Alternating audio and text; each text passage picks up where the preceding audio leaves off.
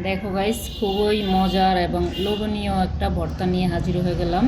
আর দুপুর টাইমে খেলাম, এরকম ভর্তাগুলো খেতে অনেক মজা লাগে। দুপুর বলো আর রাত বলো, ভর্তা ভাত খেতে কিন্তু বেশ মজা লাগে। আর কাঁঠাল বিচির ভর্তা হলে তো কোনো কথাই নেই। গাইস, এই যে কাঁঠাল বিচির ভর্তাটা এত পরিমাণ জাল হয়েছে, খেতে যে কি মজা লাগতাছে গো গাইস।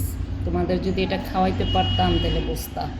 তারপর আছে যে এখানে আলুর ভর্তা, এটাও কিন্তু জাল জাল করে বানানো হয়েছে। আর আজকে অনেকগুলো আইটেম আছে। তারপর দেখো এখানে এই যে গরমের মধ্যে করলার ঝোল রান্না করছি গুলশা টেংরা দিয়ে।